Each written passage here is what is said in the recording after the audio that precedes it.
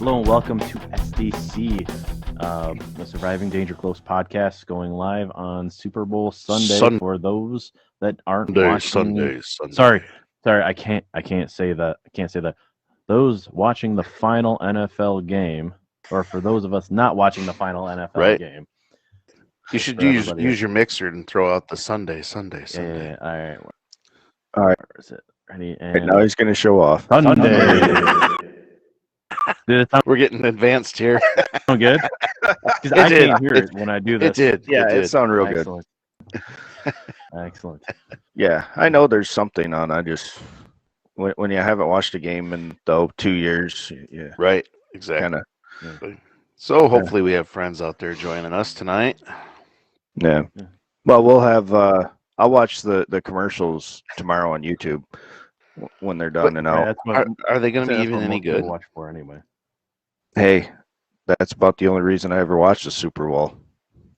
I already I mean, told you I what one commercial that I get like tear jerks me. You know, the Paralympian. She was born in Siberia with she was born with legs, but she had a some sort of disorder. They had to amputate both her legs below the knees, and she was adopted by an American family. And Toyota, I believe, is the one doing the commercial. Real tear jerker. It's a good one.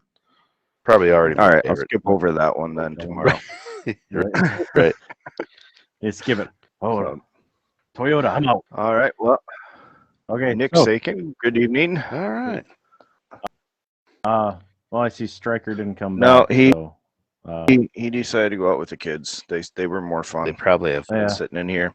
food. Yeah, they probably had Right. food, or they're dropping food. Right. Exactly. So today we're going to cover what happened yesterday for John and I. We went in and I did a full shift with them, minus I think I was 5-6 minutes late in the beginning. I was so deeply hurt by that. Like, I mean, if you're not 15 minutes early, you're late. You know, Yeah. Right. As to I'm be on getting ready to time is walk to out, be late, and to be early is to be on time. Oh, And I then he was texts late me, on all "Hey, I'll be accounts." late."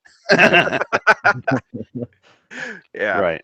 I was giving you a chance to warm up the car. Buddy, That was a cold day. Yes. Yeah. Well, today was just as cold. I promise. Oh, I you know. that. I stayed inside, got the fire going. It's nice. But your cat made an appearance. I see there, Jerrod. Yeah, she's hanging out there for a little bit. We'll see. So I'm really hoping that's a book on Jerrod's desk and not an outline.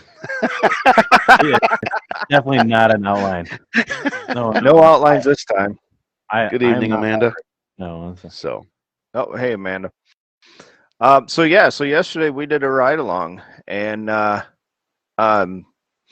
it was a pretty good day, John. I'd say Right. it was got a little hectic, but that's well, we how the day were able to show you kind of from beginning to end how our little inner circle communicates, and he got to see our dispatch center from afar and got a brief explanation of how that's ran.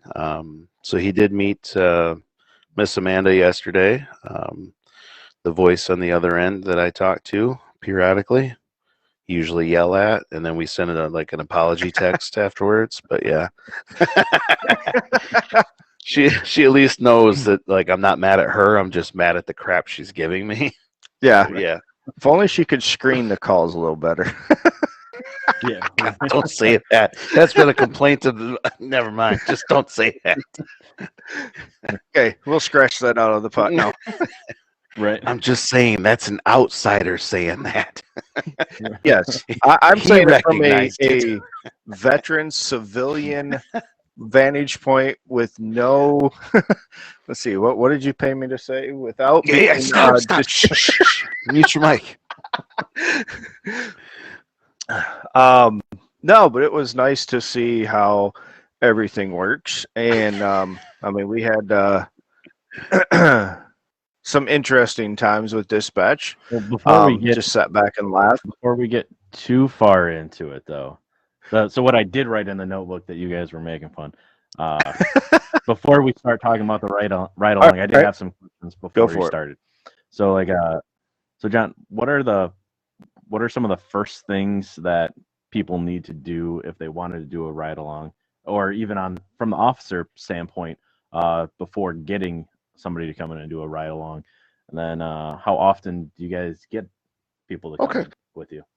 I didn't want to say the word ride along again, or else it's just right. I think it's rolling. You could have said rolling. No, not to be confused with Steve. But anyway, so if someone is interested, generally we try and limit the ride-alongs to those that are interested in becoming law enforcement, whether it be dispatch, an officer, or even a corrections officer. They can, and some of our ride-alongs are kind of put on hold right now because of the COVID thing, but with special persuasion, Dustin was allowed to ride with me. So I just called him my brother, and they were like, "Oh, okay, we were within distance of each other. You're fine." So, and I also upgraded to a larger Tahoe instead of my little Explorer because that would have been tight between both of us and a computer in his lap. So, I tried making him comfortable. But seriously, if someone was interested, on you and you're right. Yeah, it was well away. Well, Mike. All right. So, side note. All right, I'll get to your question in just a minute. So,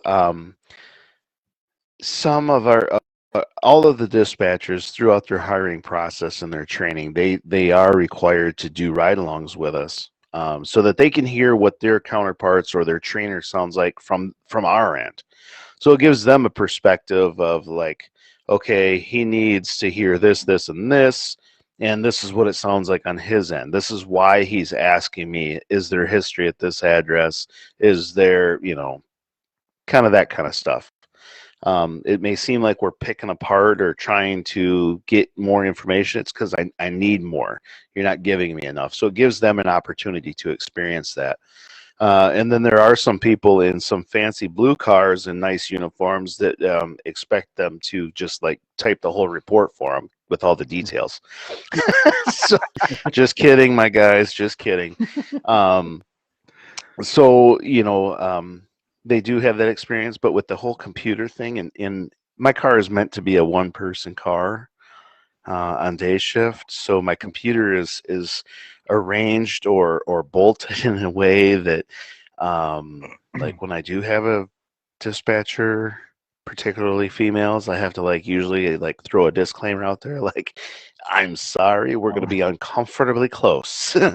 So if we hit a bump, if my hand falls off the keyboard, I apologize, right? So I had to give Dustin that same thing, and he grabbed my wrist and tried forcing me, but it was weird, but we just went with it.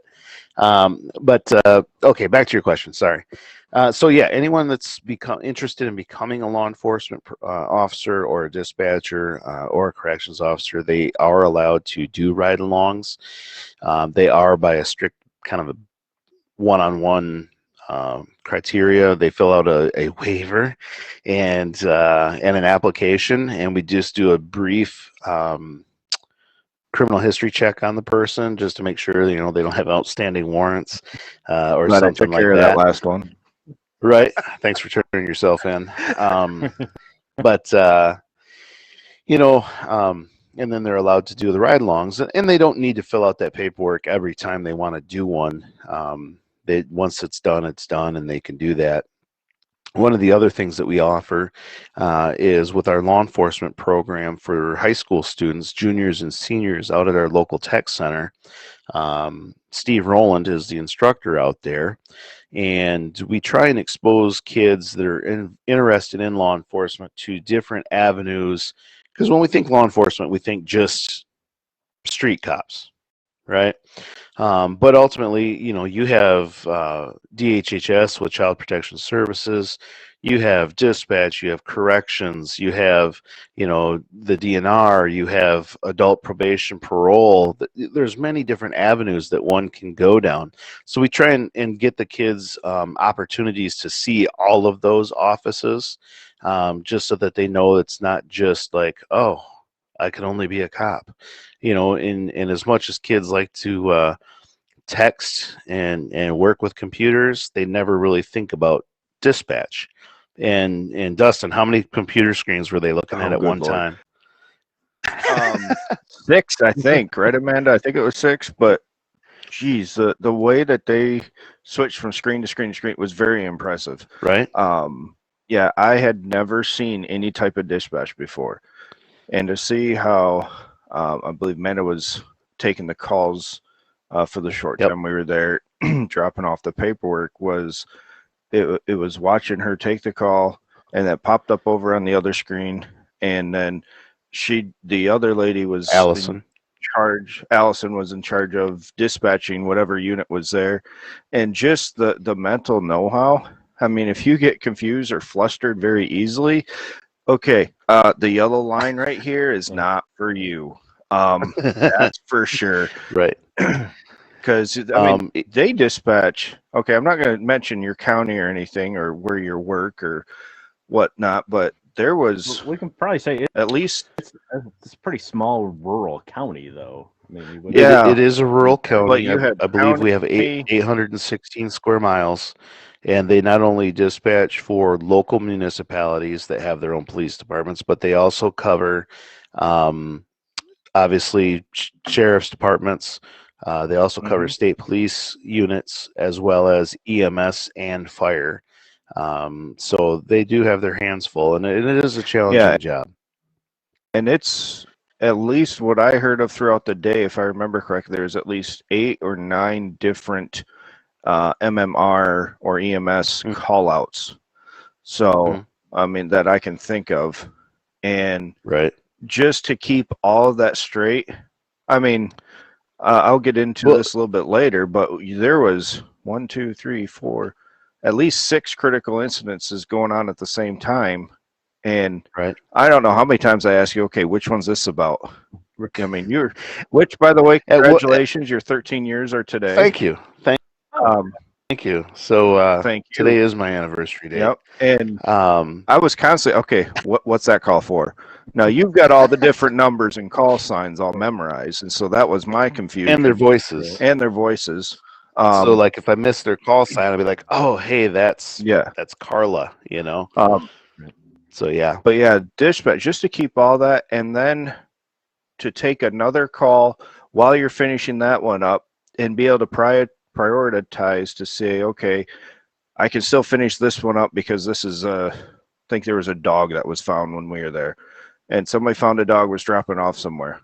And just the different people coming in and the different avenues, yeah, it really opened my eyes as far as dispatches that's concerned. And, you know, I always knew they were important, but I didn't know how hard that was to keep straight. Sure.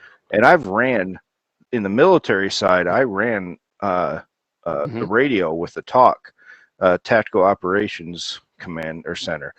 And so, I mean, I've got a little bit of experience in that, but nothing, you know, pretty much if you have one unit that's in contact, all the focus goes to that unit and the rest of them stay with their company. Well, dispatch here with your organization, they don't have that. They're running the fire. They're running the EMS. They're putting you guys where you need to be. Then you got people calling in. They're just coming into the area, passing through, and they've got to track them. Yep. So I apologize if I missed part of your question, Jerrod. What was? No, I think you got it. I mean, and how often you get our ride-alongs, and so no, okay. I think you got my question. Okay. Yeah. All right. Very good. So what else you got?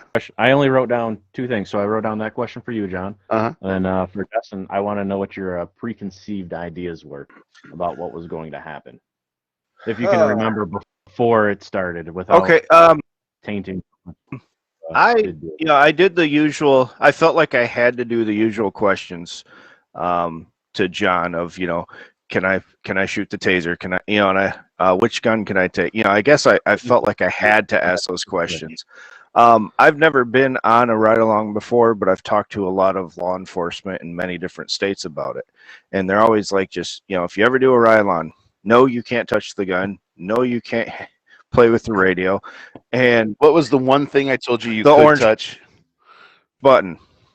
There you go. I still remember that. What, you know, what was the orange button? The orange button. Let me see if I've got this explanation right. Yeah, that was the ejection sheet. If I've had enough, I'm out. No. He said if things hit the fan, you hit that orange button, and that orange button basically goes over top of any other communication at that time, because basically it's what I would call a TIC, a troops in contact. Shots fired, or extreme medical emergency, I would assume, and stuff like that. And so yeah, that orange button was there. He pointed to where it was at, and we were serving papers. And the first stop he went to, I says, "I'll have my finger hovering over the." No, don't. Too close. Right. What I should have said for my dispatch friends was, when you press this button, turn the channel knob so you hit all of them. Dispatch loves that. What that does is locks the channel. I'm watching for Amanda to jump in there. Right. We've got that delay. There it is. Right. It sounds like Amanda has a story about that, so we may have to get her on and ask her some stories. Right. Nick asked, is that Amanda's favorite button? It's every dispatcher's favorite button, and let's just say not everyone is really cognizant of where that button is located. Oh, no. And so there are some people like Suzette that hits the button like 5 times in a shift. Is this a personal story here, or not not yet. Knock on wood, I have never hit that button, not even on purpose. Amanda, tomorrow she's gonna hit it. Oh wait, you're off tomorrow. I am off tomorrow. I will not be. If I hit that button, it will be an emergency, I promise you. No, but I didn't go in with any okay, what to expect.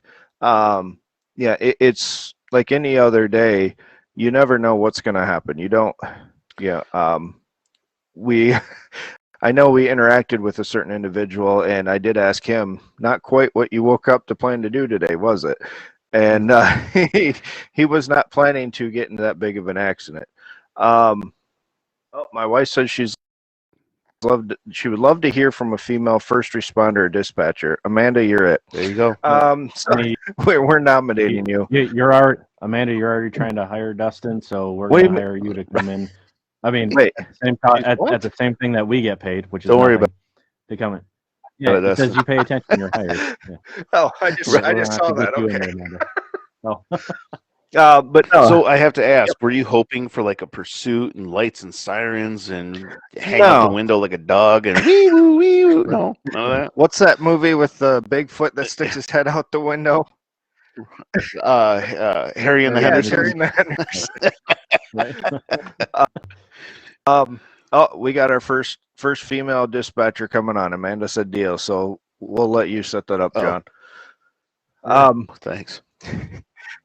Hey, in order for me to talk to her, I have to hit 911, and I don't think they'll appreciate if I try to get her on the podcast on the 911 I think she talked to Jules before, so it might be all right. Oh, yeah, she has talked to my wife. That was covered in the first episode, so if you need to go back and listen to that, go for it. Right.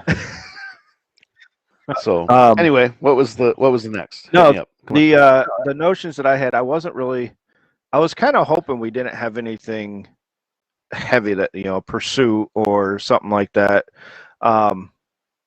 just because I know with the roads and everything they were yesterday, I didn't want I know people go in and they want to hit 110 and have the lights and sirens going, and oh boy, Amanda live. Oh yeah, she's used to being live.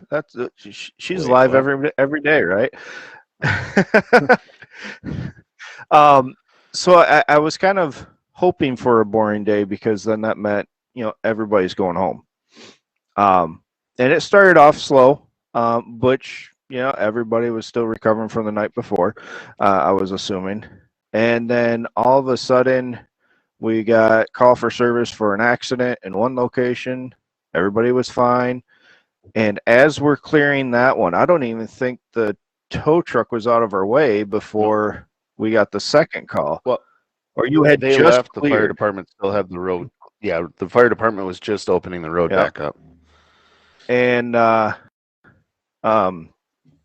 so it just cleared. we got a call for a rollover, and we're on our way there. We found out one certain road we weren't going to take because lights and sirens were going, but we were doing like, what, 40 because of the conditions. Right. And I was actually, the thing that shocked me the most was how much people did not get out of your way. And then when I mentioned that, I was like, man, that guy is not pulling over. He's not slowing down, nothing. He just keep going. And you said that that was more common than you'd like to admit. Absolutely. Even today. Yeah. Even today I had the same problem. And, you know, when my daughter's, my youngest daughter started driving, I harped on her, you know, look at your rear view mirrors, look at your side mirrors. The whole world is not always in front of you. You have to look behind you. And I think a lot of it has to deal with people are distracted, either with passengers, obviously a phone. I mean, there's countless times, yeah, you know, and they just never look behind them and don't see, you know, flashing lights or hear the siren behind them. And in fact, that happened this morning. My lieutenant was working with me, and he followed a car for several miles with lights and sirens to the point that now I'm coming his direction because we're not really sure, like, is this guy intentionally not stopping, or is he just old or ignorant and doesn't see him? Well, it was the latter too, but yeah, that's something that's always on your mind, because I have been in low speed pursuits where somebody's like, you know, 32 mile an hour. And it's like, all right, this is unusual. And you're just waiting. You know, you're calling out your speeds and you're calling out your locations, and you're just waiting for them to stop and bail out, because you know that's what's going to happen. Yeah. You know, if they're doing 100, well, they're not stopping real quick, and you know, they're certainly not going to bail out. But when they're doing them slow speeds, yes, Paul, you are old, buddy. I do miss you, though. Just comments from Mr. Strauss or Straz. So yeah, it was a good day. Even yesterday. The one that got me was there's two vehicles. I remember one was actually headed to the first accident, the first call for service, and then one was headed to the second one, where it was oncoming traffic.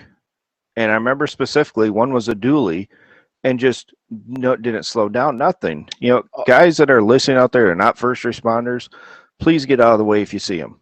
You know, I can understand if you're not paying attention or whatnot and don't look behind you. I've done that on accident, didn't mean to, and then all of a sudden here goes the cop by me. Right. But if you can see them, just slow down. Yeah, even if you just slow down and pull over a little bit, just give them that extra room. Even like I pointed out to you, the car that just could not wait for oncoming traffic and had to hurry up and make his turn. Oh yeah, as we're coming at him, and it's like, really, seriously, you're gonna pull out in front of me? But especially with the roads that day, I could see that guy kind of, you know, if he fishtailed at all. I mean, we weren't going fast at all because of the road conditions. Right. But you know, just to pull out, just so you could pull out, slow down. You know, you just gotta think. I do believe I got Jerrod scared for a moment. There was a truck that wasn't pulling over with a horse trailer. Oh, and when he finally realized, oh crap, there's a cop car behind me, and he started to pull over, the truck kind of lost it a little bit. Well, Jerrod, we didn't have much room. We'll edit that to put my name in instead of you. Yeah. Oh yeah, sorry. He was in my mind. You're calling Paul old. Yeah, well, you know, yeah. And I mean, actually, he's on the top screen though, so it's like I'm looking at him because you're behind me on my screen, so I'm sorry. But you know, yeah, Dustin was like, you know, because he was on his side, so it was all right. But I mean, he signed the waiver. That's what the waivers are for. Yeah. The waiver is for death, dismemberment, paper cuts to bullets. You know, it's okay. Yes. Yeah. But it was like, for me, can I mention what we were doing in the morning? I don't know how. I'm not going to go into specifics. Well, you mentioned it briefly, and what we were doing is our office is tasked with serving subpoenas. Right. And personal service subpoenas for court cases or criminal matters, or even like child support type things. That's typical of office your size to serve subpoenas? Yeah. Like that? Yes. Okay. The county especially, correct? Yeah. Generally, we handle our own cases. We serve our own case paperwork, and each law enforcement agency kind of serves their own. So, and I thought it was interesting to me, and I want to go back to this later. So, Jerrod, don't let me forget. You were, as we're going down, you were sitting there and you were pointing out, oh, I remember this. Oh, I remember that happened at that house. And I want to get into that more later. People but hate it was that. like you were just driving. By the way, what? People hate that. By the way, by people I mean my family. Well, that's what I wanted to get to as well. But that again, that'll be later. But we're just serving the papers, making our stops, and then all of a sudden, call for service comes in, and I remember you putting the papers down, putting them aside, and saying, "Well, we'll see if we'll get to that later." And it didn't kind of, I didn't have the crystal ball to see how the rest of the day would go, but I did see. I was like, okay, well, I knew the location for call for service. I knew where that was at. It was a road I frequently travel, and it's like, well, I mean, it's not too far away. And then we got there, and then it was just like the rest of the day disappeared. And I mean, it was like that. You had a stack you were serving, and I think we got through 6 or 7. Yep. And you were surprised it was that much. Yep. And so then we hit that call for service, took care of everything. Everybody was okay. Got the next call for service. We took off after that. And then dispatch rerouted us to another call for service. And it was neat. It was more severe. Yep. And it was neat how they just smoothly transitioned. And it was like, we had our own questions on it, or I did, I mean. And I kind of questioned because I knew the locations. And I was like, okay, what's something, whatever. But it was just transition. And I saw how it was. Okay, dispatch sees the larger picture is basically what you went on. You checked, made sure that yes, you're I'm not going to give your call sign or anything, but you checked with your call sign and said, I just want to confirm that you are routing us to, and then they affirmed, and it was the other car took over top, and it was like, okay, that was it. And then we went to the call for service, pulled up. Now, the accident looked a lot worse than what the injuries or lack of injuries came to. I was expecting a lot more severe. And then we called up. Get there, did you get out of the car, or do you stay in the car, Dustin? For the serving the papers, I stayed in. And then at the accident, once it was cordoned off on each side, John was like, okay, it's safe, come on out. And then, and I always asked him before, because he has a lot more, his finger, 13 years now, is a lot better on the pulse than I have, where, I can sense danger, but he can sense the danger in any situation as we're driving up to it, because this is what he does. So it was just, I kind of looked to him, he goes, yep. And so then we get there, and he looks at me, motions me to back off, and he opens the door of the MMR vehicle, the mobile medical response. Is that what it is? Yep. Mobile medical response unit that was there ahead of time to assess the situation. And he calls the driver by his first name. And I was like, okay, so I'm going to back off because I don't know. I saw him kind of motion me back, and I stuck near the grill of the car. And then they handled it. And it was just, everything was handled. I mean, I got to see certain steps that you see on cops all the time. I can't go into detail because. Okay. You can say it. We field sobriety. Ultimately. Yep. We did some field sobrieties. I had some probable cause to believe that there was a crime afoot, and so we did some standardized field sobriety tests. And if you're on a traffic stop with an officer and he or she asks you to, participate in those, just participate in them. If it's one of those adages, if you have nothing to hide, who cares? Just do it. Get on your way. And for the most part, this gentleman was compliant and cooperative. And once he was medically cleared, obviously we were concerned because of the vehicle crash and things like that. But the subject was lodged for an offense. So Dustin was able to see now that end of the process, intake at the county jail, the precautions that they take, not only with the COVID, screening the now suspect or the inmate now as they come in, but also Dustin had to get screened because now he's coming into the building, temperature checks and all that stuff.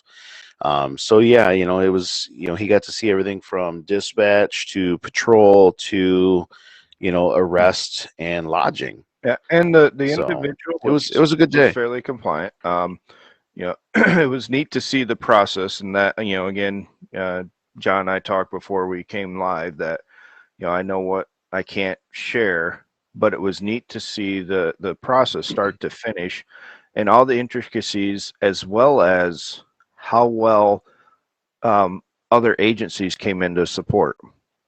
And it was like we saw one guy, MMR, was at one scene, and then he took off before us. Once everybody was secure and the ambulance left, his job was done.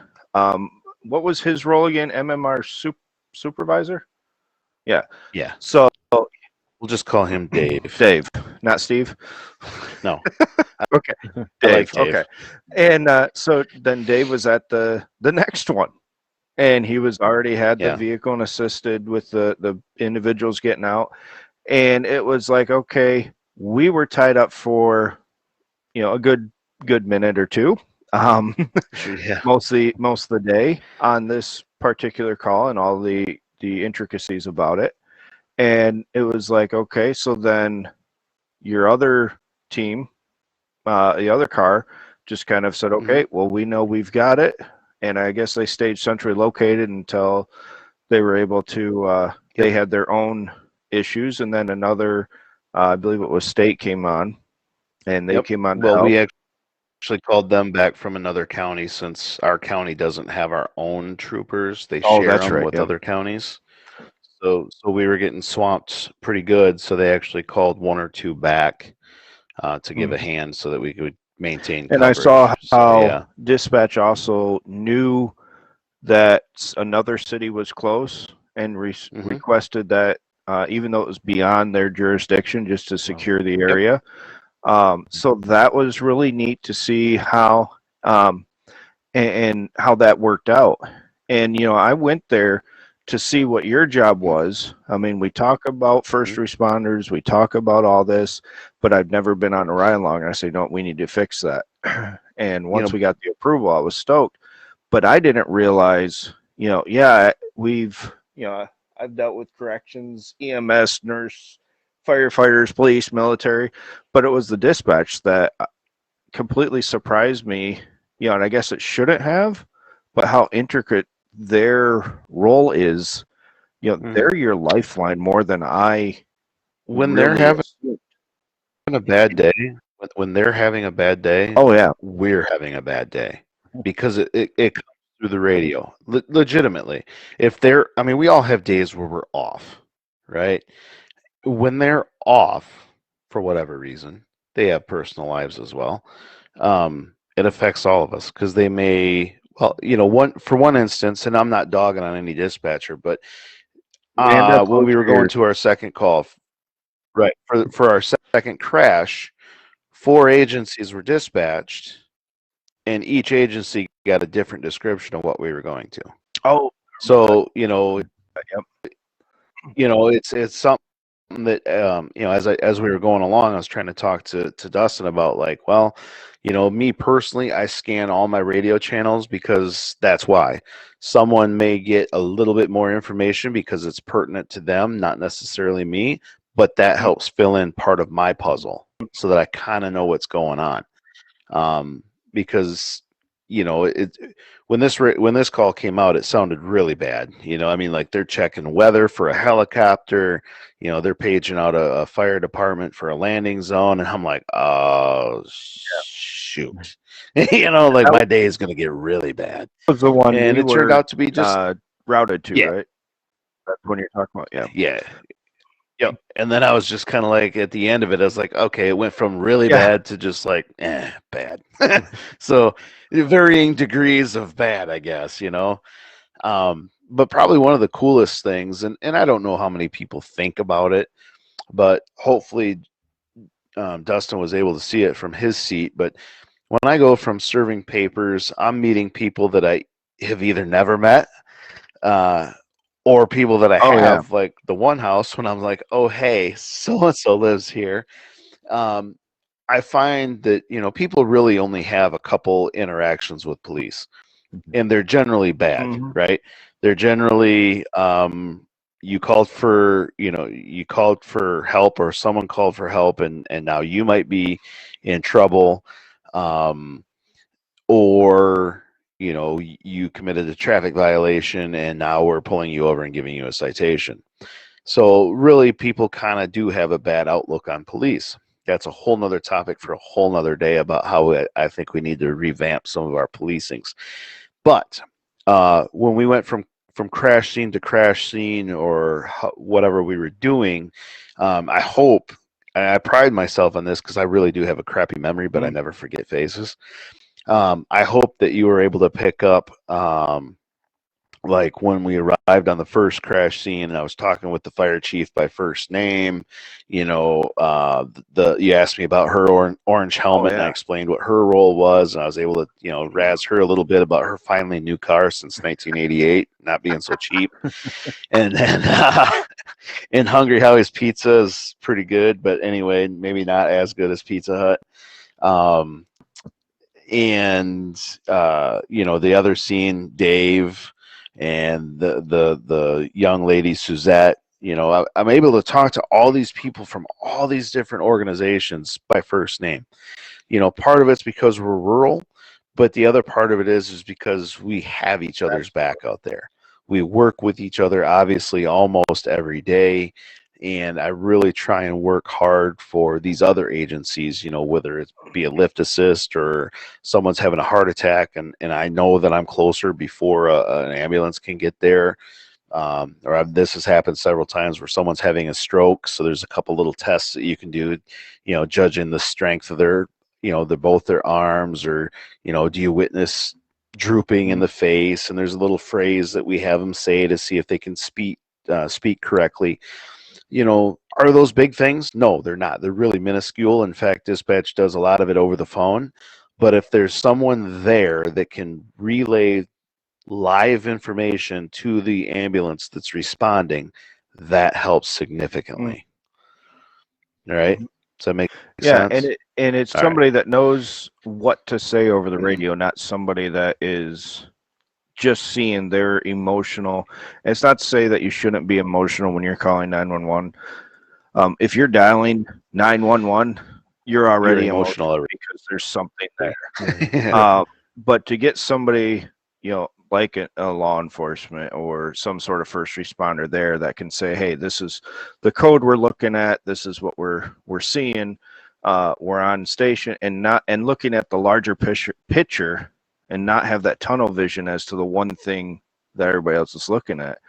Now, I do have to commend dispatch. I can't say much about it. There was a major event that happened yesterday, and they did a great job. Tragic event.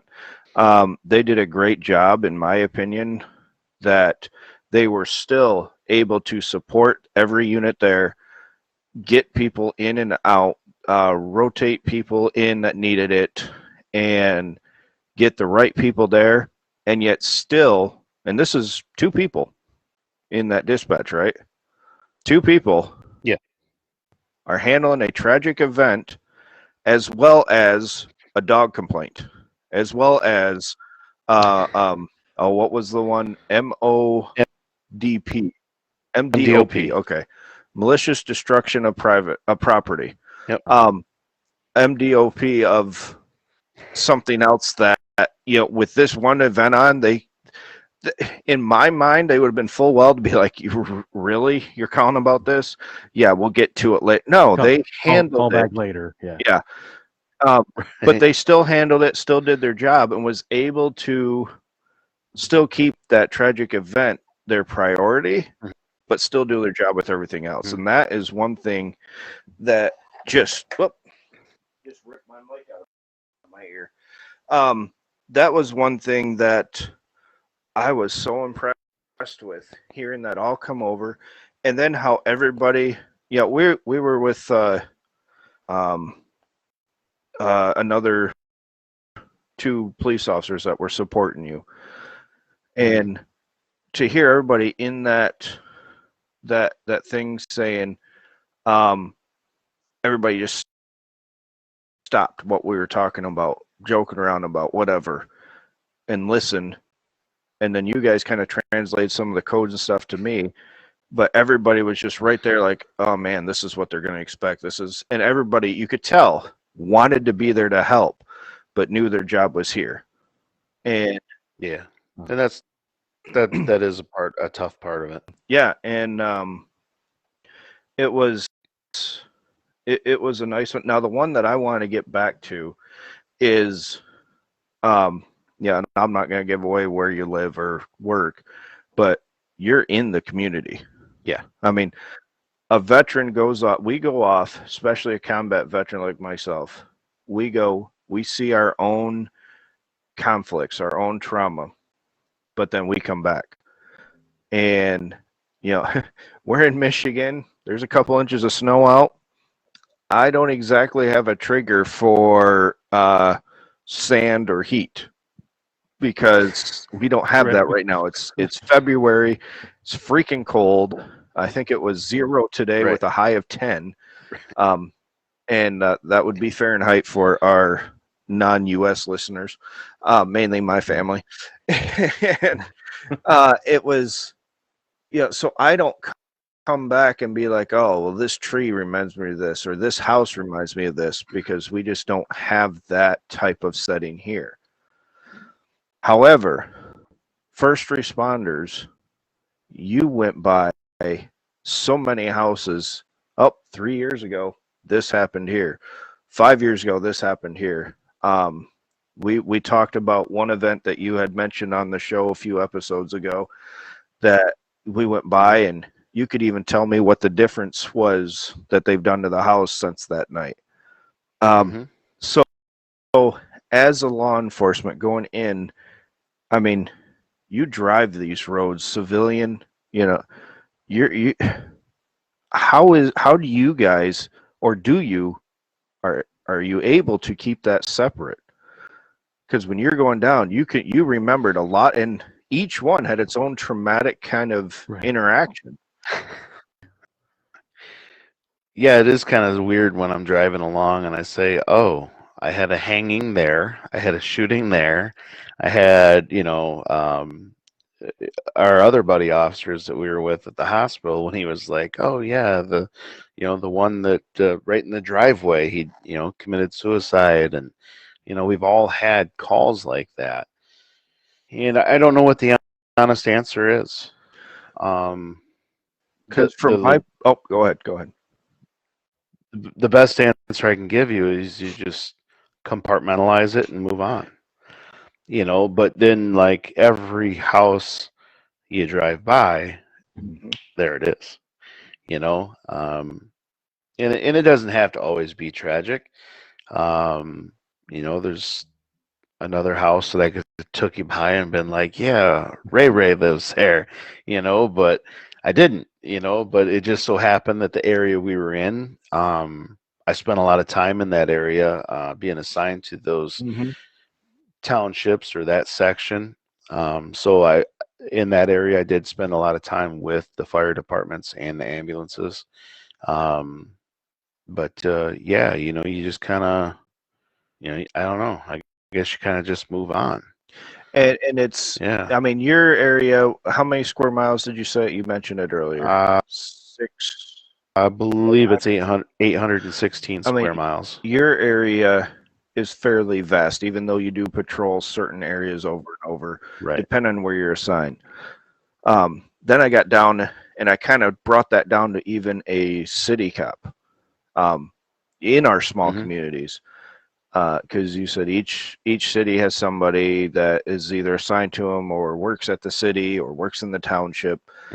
And to bring that down even more, they're driving a smaller footprint and still having that. They still have to shop. They still have to eat. Right. For those that don't know, we're very rural. I always say you get lost, you find your way again, you get lost a second time, and then you're at our doorstep. Because, the closest city near to us that has anything major is an hour in some cases, some places more. And so it's not like Chicago where, okay, I work this district, I'm shopping over here. No, this precinct. I work this area, and oh, by the way, I also shop in this area. And and I'm sure that you have houses you could have pointed out that were better, but in general, you don't get a call for service for a house because they just want to serve you milk and cookies and say hi.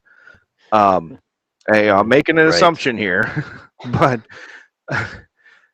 and just going by a lot of the places and seeing that, and I could see kind of this is where the therapist part of me comes out, is I could see when we went by certain houses, I'm like, in his mind, he's seeing that incident right now. You were seeing what you were seeing that day. Yeah. And that's the thing that I think first responders, people who are not in that industry, like Jerrod and I, we've seen our own trauma. I have my own issues from the military, but I'm not there now. I don't have to drive by the place. For instance, tomorrow I have my own anniversary. It was the anniversary death of 4 guys in my unit, but I'm not driving past that point. I don't see that every day on my beat. I may see it in my dreams. I may see it, in flashbacks, or especially, real hard today and tomorrow. I remember those things, but I don't drive by it every day. But you guys, sometimes multiple times a day. Especially when you realize that the one address was an open field.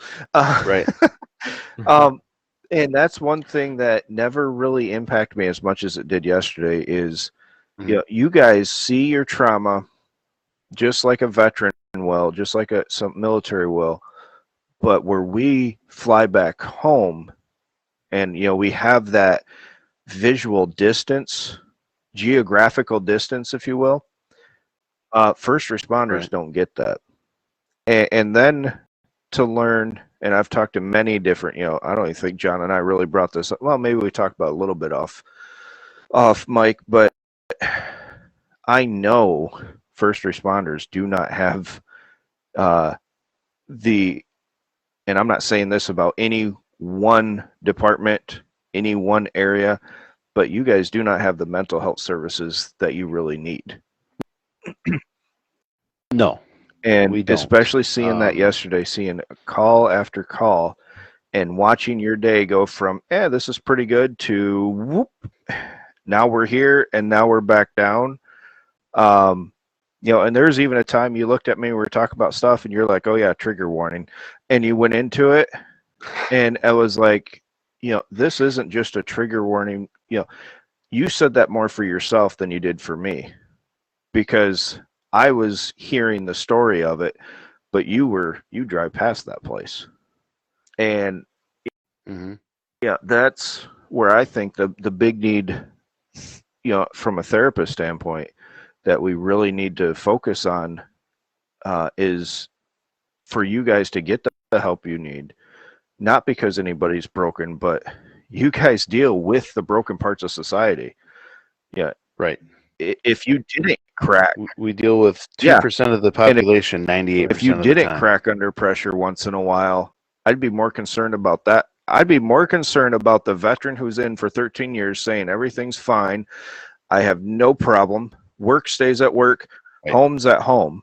I would have more concern for him than I would for somebody that says I've been in 13 years and I struggle with it every day. Because at least somebody notifies or recognizes that they have these issues. And then we got in it with Ken with secondary trauma, and I could just see yesterday, open my eyes a lot to where the breakdown starts. And folks, I was only there for 11-hour and 59-minute shift. I thought but we only did. But you were 15 minutes well, late. I didn't so leave let's, pull that back about a little 14 bit. minutes after the shift. So I tail ended it a little bit.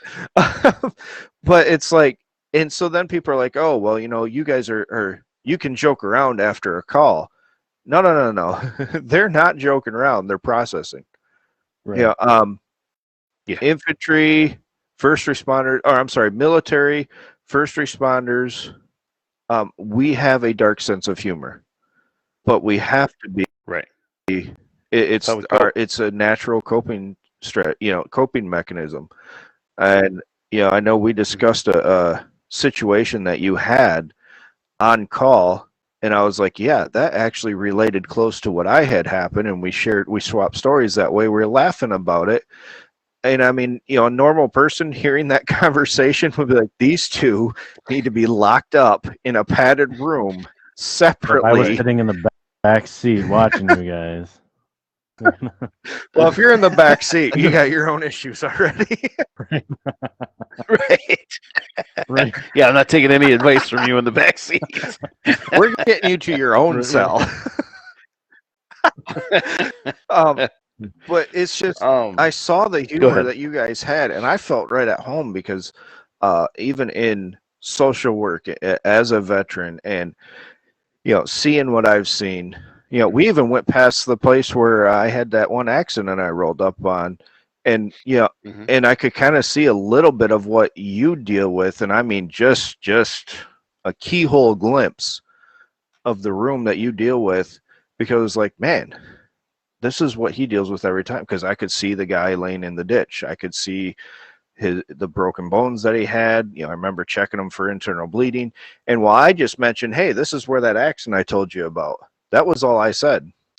But I was right there back at that moment. Yeah. And you guys going through all this and seeing that humor, I'm glad you guys admit that you guys have an issue, because at least I know you're being honest with not only yourself, but those around you. And you're able to joke about it, so you're able to process it with each other. You're able to take that time on shift, off shift, to joke around about it. And because most people, if they did what you guys did every day, they wouldn't be there for 13 years. And this was an insight that I very much appreciate to you, your department, everybody we came in contact with. I mean, except for me being the veteran, we covered the flag behind me. We met everybody. Right. And just to see how you interacted was like, wow, it doesn't matter if you just met the person. I mean, sure, okay, the rookie we gave a hard time to. Yeah, that's a rite of passage. Sorry, bud, if you're listening. Right. Oh, no, I'm not sorry. Sorry, Kyle. I'm not sorry. It was fun. And but it gave such a great therapeutic insight for me to see, this is what you guys have to deal with every day. And I can see why first responders deal more with trauma than most military people will. And that's why I was shocked. I know you've got one that said he was Marine. No comment. But he had just gotten out of the Marines and into your department. I couldn't imagine doing that and coming back and knowing just what I saw and how it affects me, and now being surrounded by it. That's one reason why, we started this. So you guys have a place where you can come and listen. We'd love to get any first responder. If you want to come on here and we'll record, we don't have to go live. Or if you just want to talk to any one of us, contact us. To let others know that we're doing this, so they can come and listen too. But it was just, I really do appreciate. I have a lot better appreciation. I mean, I respect you guys. I respect the world out of you guys and what the job that you guys do.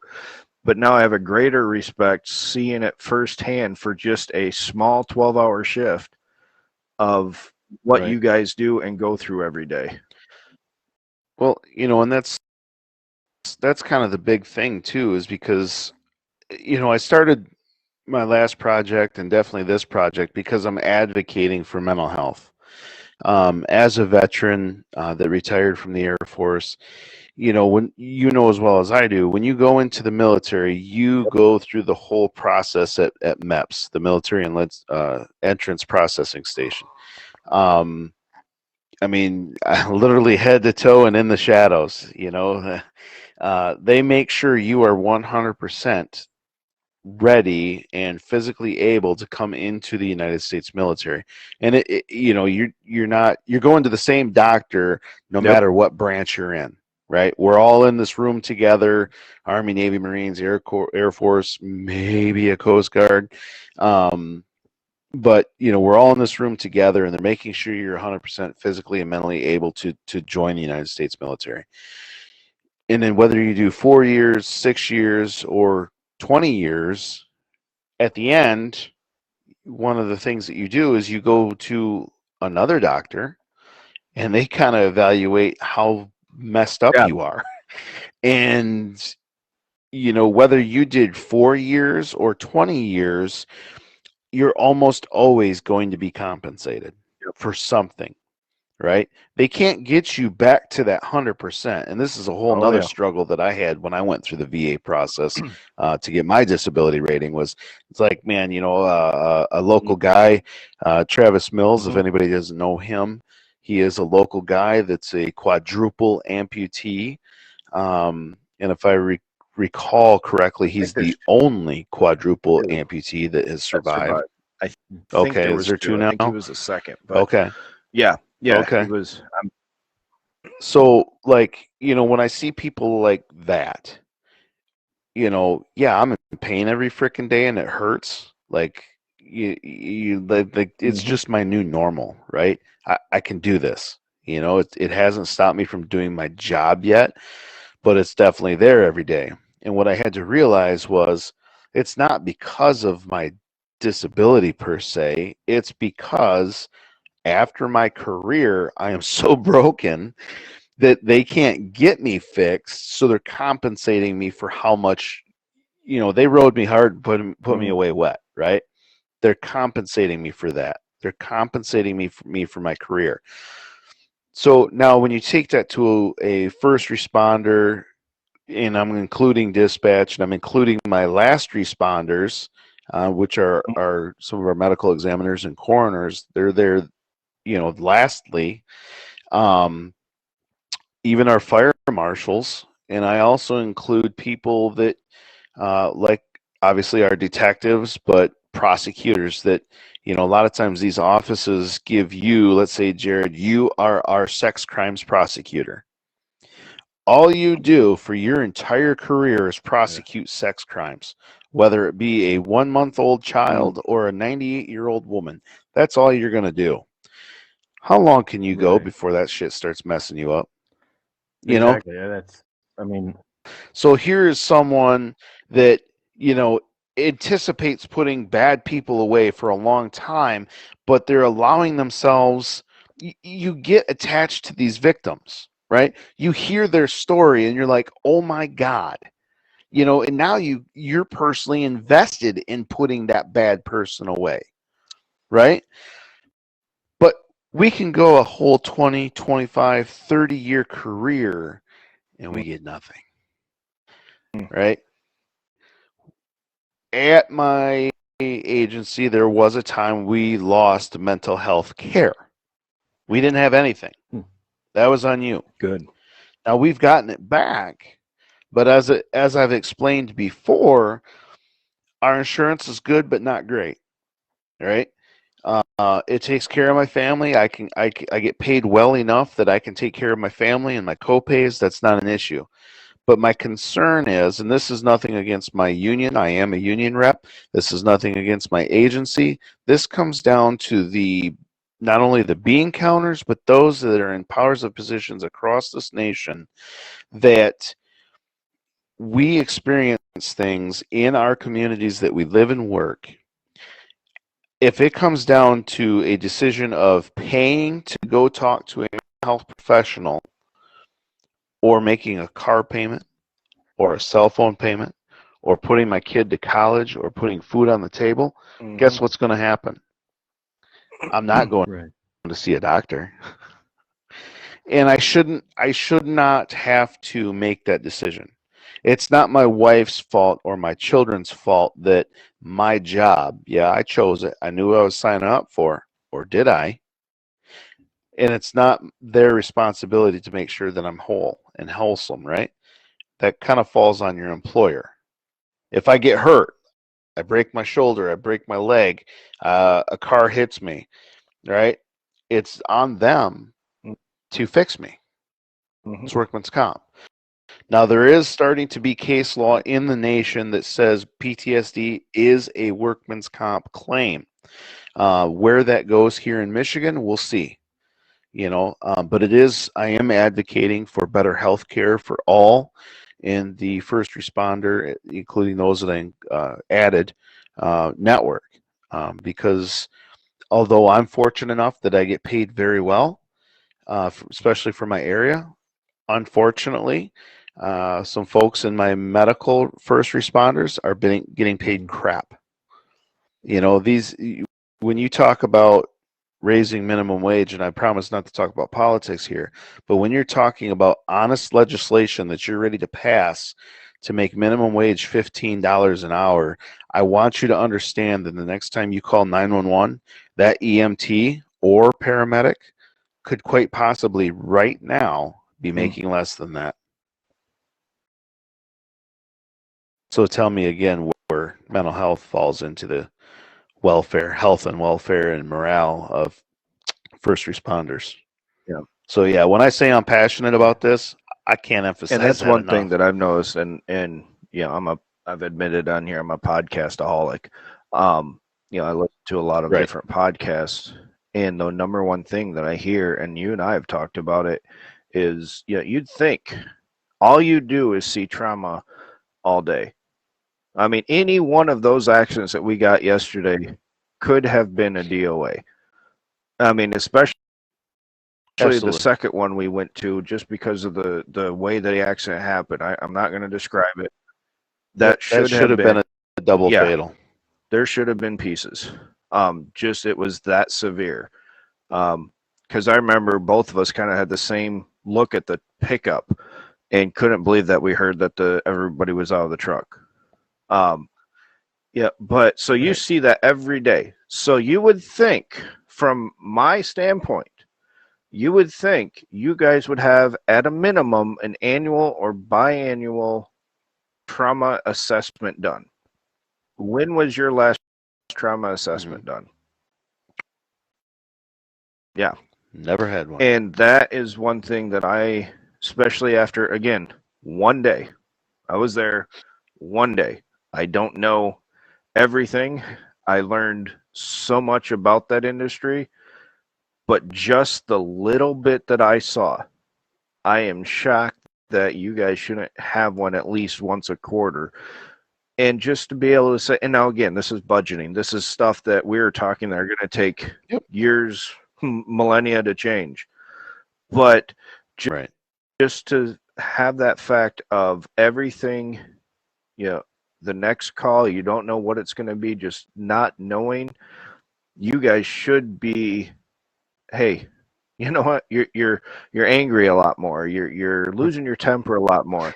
You're showing these signs. Let's kind of pull you back and just do this assessment, give you some, and again, I don't know, desk duty or some sort of light duty, whatever the case may be. That's not the answer I can come up with right now. But just pull you back and say, hey, let's take a week. See how you do next week. So when we talk about ending the stigma, and I have to, I've done it on this podcast before. I have to give props to my employer. All right, my administration. I'm just going to refer to them as 1 and 2. and they have bought into the trauma awareness, because I mean they know. My one boss has been in law enforcement 40 plus years. Okay, he knows it's important, and he has supported me in creating the SISM team and things like that. But it just, the stigma has always been, if you say something, say, hey, I have a problem, it's a problem. Give me your gun, because I don't trust you.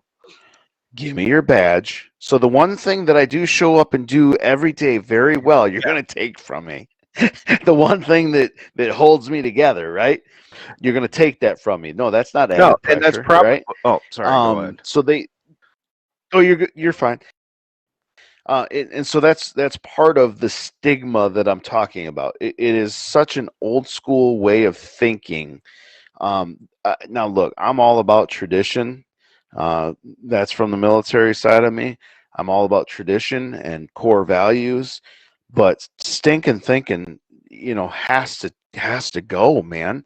You cannot, as hard as it is to find officers, and it was refreshing. You turned me on to a new podcast called Roll Call Mailroom, with Nick and Mike out in New York. Oh, actually, they're Virginia, but they may have worked somewhere in the 5 boroughs. But they said they can't even find more corpses voted in the last election than they can get applying for a job, right? There's just nobody wants to. No, it's not the cool anymore. thing anymore. And it's not the cool thing. It's not what's appealing. What do you want me to put on a commercial? Hey, experience several traumas a day for the next 25 years. I'm not going to give you mental health. I'm going to give you adequate funding to live comfortably in a rural area, not in a metropolitan area where they're at. And you can have a family and you can have a wife that you're never going to see. First one's probably going to leave you because she's just your practice wife. The second or third marriage might be the one that sticks around. You're going to pay child support for 18 years for the first kids that you'll have and leave with the first wife. Why would anybody want to be a cop? And that was one thing that I was, I know we're low on time, but that was one thing that I wanted to touch on. We can go over. True. We're going to go over, Jerrod. We do what we want. But but I will say, Juliana did put in the comments something that we can talk about. That can make a whole nother episode. But what a trauma assessment is and the purpose of it. Okay. On a that one. And we probably spend. I'll touch on it in a minute, but I don't want to lose esteem from what John was saying either. Was you said your first, second, third, marriage. This is not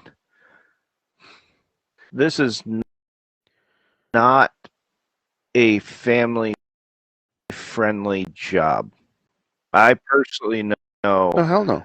first responders, and I don't think we've ever talked about this, John, so this doesn't even include if you've had this, but I know first responders who their family says, I can't take the stress. They were put under protection because of A, B, and C situation. And now he was a cop that was in the inner city down south. And, there was I've talked to another one that had a bounty on his head for a while until he finally said, I can't take him where I got to go. And he was a good cop. Right. I mean, because the bad ones don't get the bounties. I hate to say that, but if you're doing your job, you're ticking people off. If you remember, you're holding them responsible, and you've got all this going on, but no support to back it up. And like a trauma assessment, right? I don't know. Write that down for another idea of a podcast, Jerrod. It looks like he already has, but the trauma assessment that goes in and you start out with a baseline, and you get that baseline and says, okay, to you this is normal. This is how messed up you really are before we send you into all of this crap that you're going to see. It's up here. I like this way because then I can keep going. If I go this way, I might pull something. So here's where you're messed up. This is how messed up you are. You give it a year. And, I've said this before. I'm in foster care. We do a trauma assessment or a trauma survey, but we assess the trauma that these people have been through because we want to see how the kids are progressing. Now, they'll take that baseline, and your next trauma assessment is going to show, okay, you're few points higher, okay, to be expected. Okay, so here's what we recommend at this point. Hey, why don't you just go into a group, just talk. But the one thing you mentioned that I just remembered was, if you come in and say, I've got a problem, I'm struggling. Okay, let me see that gun. Okay, we're just going to clear this, set this here. Oh, and the badge, we're going to need that too. And I've heard this on different podcasts and talking to different first responders that in even medical and I'm sure dispatch. I mean, Amanda, we will have you on. I will have questions for you with maybe a double episode. But firefighters, police, whatever, your risk of losing your job because, now he mentally can't take it. He's broke to us. Toss him. And that's not what we're trying to do. We're correct. You're at 13 years. Okay, the goal of any place, you're halfway. The goal of any company is what, 15, 20 years for them to have an employee work for them? Yeah. So why are we saying, okay, you want to get yourself fixed so you can continue in this job, but we're going to take your gun, your badge, we're going to set you on a bench because now we don't trust you. Well, as a first responder, John, if they said that to you, they took your badge and gun, we don't trust you because you came to us, how is that going to go with your trust? And I'm saying general, not for your organization. We don't have a lawyer to read through this, so I'm trying to think of this. But how is that for your job? Right. Yeah. Oh, that's bad. You don't have a badge. You don't have a job, that's basically. Bad. I mean, doesn't and if that encourage somebody if you don't have as well? I mean, wouldn't that encourage somebody to hide the issue? Oh yeah. Oh, absolutely. Yeah, and that's the stigma. I'm fine. I've gone through my fifth divorce. I have child support to 7 different kids. I'm financially I have unstable. No money, and my house is getting foreclosed because I can't pay it. I'm in substance use because I can't handle the stress, so I have to turn somewhere. You're basically doing forced substance use. I mean, I'm not saying every cop that's having a struggle is on substance use. No, not at all. But you're basically forcing them to search somewhere else. And then you remove their mental health. I mean, when you first told me that, I think it was in a text message because I had to put the phone down because what I wanted to respond was not going to be nice. And not like anything we do is nice anyways when we're messaging back and forth. But that just completely shocked me because here we're giving you a badge and a gun. We're trusting you for the service and protection, but we're not going to have your back. And that's what surviving danger close is. I want to have your back. The only way that I know I personally can have the back of our first responders is, hey, reach out to me. I will work with you on somehow. I have an organization that will allow me to see you, and we'll work something out because I would rather talk to you guys. And I mean, it is the suicide just for the first part of this year is for first responders is astronomical compared to years past. And I think last year, one report I read was the first responder suicide was the highest it has ever been. And you're talking 9/11, you're talking Detroit riots, you're talking, race wars. It was the highest it had ever been. And one reason, sure, okay, blame COVID. But no, the one reason is we're going to have you do all these calls. You cover over 800 square miles. Sometimes you're the only car. You are the only one that is seeing 100% of the trauma in an entire county for 12 hours that day. And yet we don't assess to see how you're doing when you come back. And that's what the trauma assessment does, is it steps up and say, okay, hey, he's getting higher in some areas. It's not that we have to take his badge and his gun, because right now that job is the only thing keeping them together. It's, let's get this guy some group help. Let's just get this guy some individual help so we can keep him for another 13 years. Right. And something real quick too is like, so it's even some people don't understand what that badge and that gun is to a law enforcement officer. And science has proven it. It's in our policy and procedure. It's in policies and procedures across this nation. God forbid I'm involved in an officer-involved shooting, right? Now, we all understand that we're going to lose our gun, right? Because now that gun is involved as evidence. Let me interrupt. That means if it's clear-cut, 100%, you had no choice in the matter. You're good. Just for those that are not first responders, if he pulls his trigger at any time, that is now evidence. And you're basically, I mean, I want to say you're innocent until proven guilty, but they have to match that. That's another episode. But it doesn't matter if that guy came at you with a Gatling gun and you had to fire one shot to end the situation comfortably for you. Your gun is taken away. I just want that to be let. It doesn't matter for any reason that gun's taken. So, sorry, John. I just want to make sure they knew. Doesn't matter. Once you pull, that's cool. That's cool. Jerrod usually does that, but whatever. So, it's the gun's immediately taken. And it's spelled out black and white that the on-scene supervisor or officer in charge at that scene, obviously because you're not in charge of it anymore. So the officer in charge or supervisor at that scene takes your weapon and secures it. Okay, because like I said, that's evidence. One of the very next things he or she does, is get you a replacement weapon. Now, why? Is it because you're going to get into another involved shooting? No. In fact, you're probably going to have 2 or 3 days off minimum, okay, with pay. But, we have to be cleared. Investigations need to be done. We all know that. We expect that. In fact, if you're a person that carries a concealed pistol license, you too should also expect that.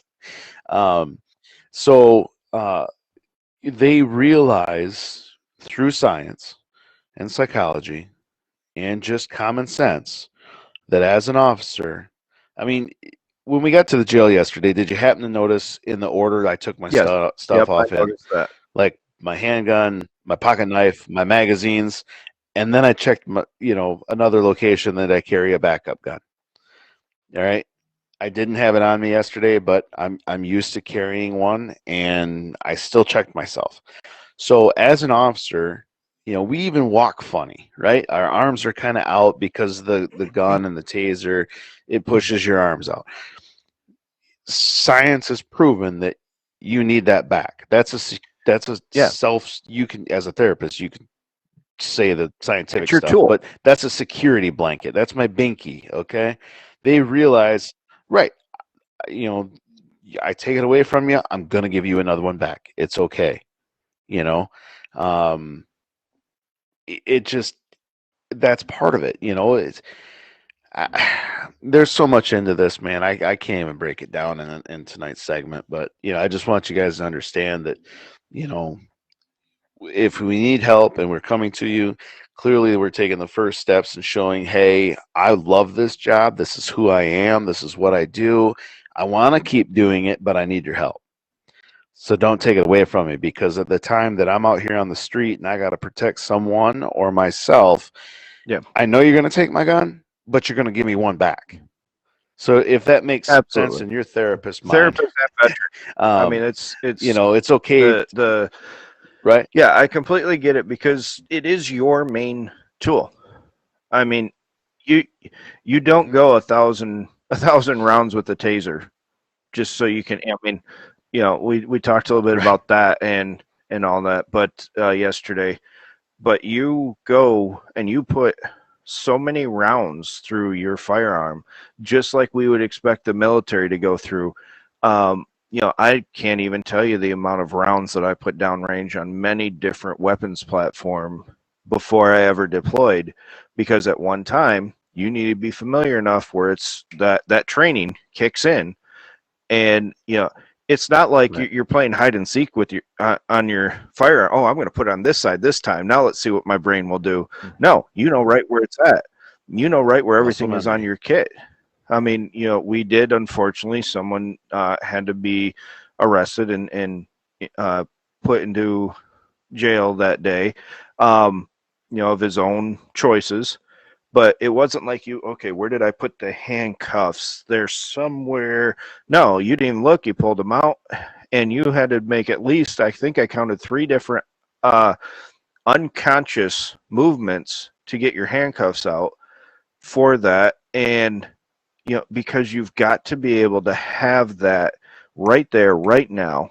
Because when you're knocking, even when you're serving papers, when you're knocking on that door, you've got no idea what's going to come through that door. And so we joke around that, my finger will be above that orange button and I'll be ready to hit. But it's like, that's how quickly trauma happens. And for wanting to reach out to say, when you're in an officer involved shooting, yes, they're going to take your gun. You expect that because they're going to give you another one, because that has to be used in the court of, yes. Okay. I 100% agree with that. But when they're coming to you for a mental health problem, okay, that's not the time to take their only security away. That's the time to say, hey, okay, you admit it. I mean, I've been in the mental health field for 5-6 years now. Yeah, the first thing that I realize is the ones that are there because they know they have the issue. They're the ones that want the help.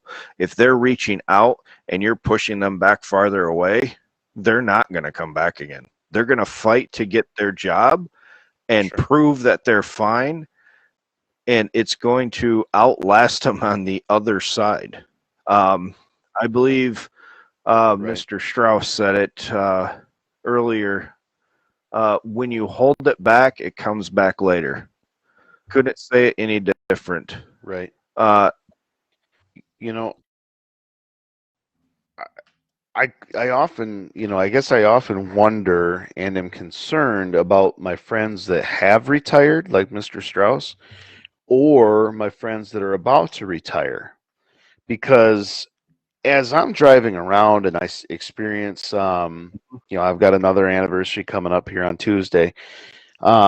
As I drive around and experience those things and I remember those things, even though it's a flashback and it's a memory, it also helps me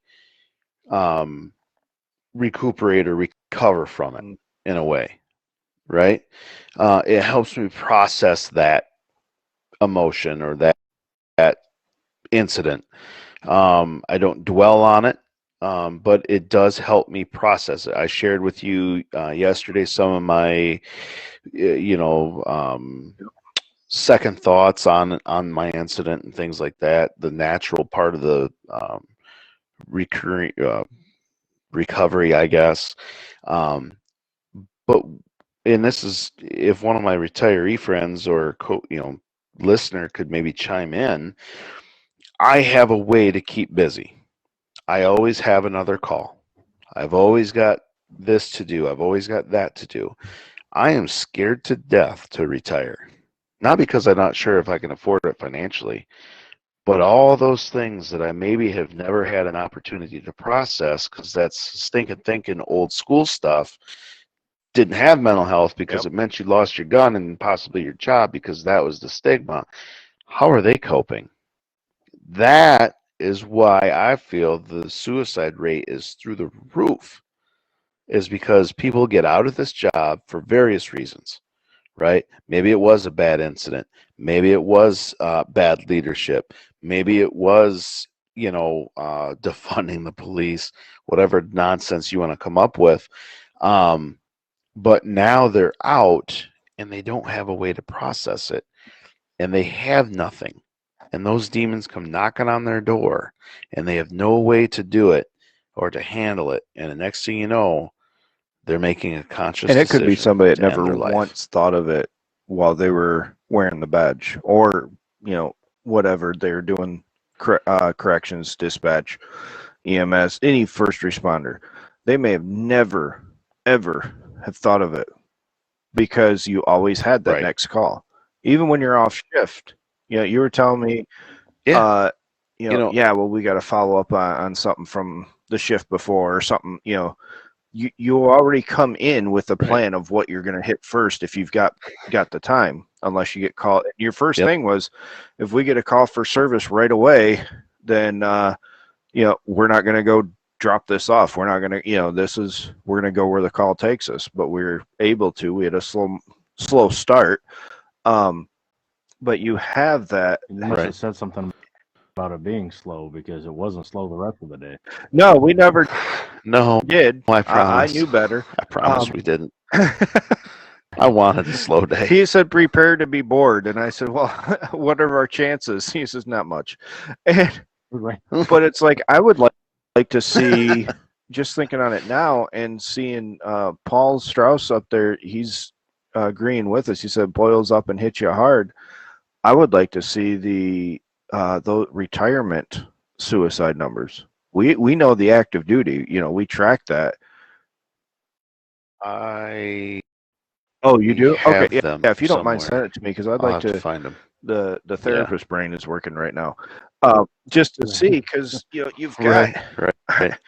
It's not like they say, okay, take for the next week or for the next month, you're going to work 3 days a week instead of 4, and then after that, you're going to work 2 days just to get you into it. No, it's here's your final call, badge, gun, done. Your identification. It's not maybe Mr. Strauss can ask this or answer this, but it seems like all of a sudden your identity is ripped away in the polite way of retirement, because it's not like you could go in there. I mean, you could probably go into the police department and joke around with them, and a call for service comes on. It's not like anymore you could just jump in a car and hey, I'll help you on this call. No, because once that last court is done, you're no longer identified by something you've been identified for so long. Sure. And that's like, so I mean, obviously I have friends that are retired. I was obviously at one point a junior deputy or junior officer, and now I'm the senior. So obviously others have come before me and have left, and even though they're gone, I still address them as what they were, whether it be a sergeant or lieutenant. I just seen an old road commander that I had that had retired, and you know what, it was still sir and it was still lieutenant. It's just that's who they are, right? That's who you identify them as, and so it's just crazy to think that someday it's, because to you they're still in their mindset, but they're no longer have that identification to everybody else. Sure, the people, there's guys that I served with. I see them every so often on Facebook or something, and I still find myself, hey, staff sergeant. Oh wait, because that was what I knew him by. That was his title. And yes, same here. I mean, even my gamer tag still says sergeant. So I mean, it's part of me, but very, very few. Some of my old troops still call me Sarge, but gamer tags it's just weird. Asteroids. It's intense, man. It's intense. No, I think today's episode got us a lot more conversation for later episodes too. Yeah. But again, absolutely. Yes. I definitely want to do one on leadership as well. Again, when we do the leadership one, we may pull up where the Steve comes from. But Roll Call Room podcast, they're one that we've just got into. For those of you that are still in or even retired, but if you're in any type of leadership, listen to the Roll Call Rooms podcast. These are free plugs for them because they're so huge and we're so tiny. They don't care about us. Right. Oh yeah. And hey, they even had had our buddy Bill Young on their show. So I mean, we're grabbing young shirt tails and we're just riding in. But yeah, they have a couple great episodes on leadership. Phenomenal. But yeah, we'll be doing some of our own. We don't mention any departments, but those that I've seen a couple names pop up. Those that I was on shift with yesterday, thank you so much, especially John. Thanks for putting up with me. There's a certain may or may not be called Shakey's food truck. Oh my goodness. There's a reason why every department that comes through this area stops in that parking lot. So if you see police cars, see police cars sitting my there man eating, Kevin, for food, it's okay to go there. Right. Hey, and just a shout out from my boy Kevin at Shakey's. If you are a first responder or military, you do get a discount. Maybe we'll talk to him about sponsoring an episode, or at least, hey, if he even wants to do a burger, I'll eat that sucker live. I don't care. That was phenomenal. Right. But yeah, when it's not so cold out, exactly. We'll do a live from the truck, and there we go. We can do that. But yeah, thank you to your department, John. I know for your lieutenant for signing off. Yeah, that absolutely. really gave me insight. It kind of, not that I was losing the passion for our podcast, but it did kind of add air to that fire to keep it going, just because, just seeing the reaction and what you guys deal with on a day-to-day basis. It's something I knew, but seeing it and watching it that day, to me, was spectacular. So I really do appreciate it. Dispatch, the corrections that we went through, appreciate you guys. EMS, nurse, fire department, you guys are doing great work. Keep it up. And there's some stuff that John and I got to talk about, but there's some stuff I'd like to do. But appreciate it. It was a great time. You got anything, John or Jerrod? This was a good episode. I think we covered a lot where the metal meets the meat, and it was fun.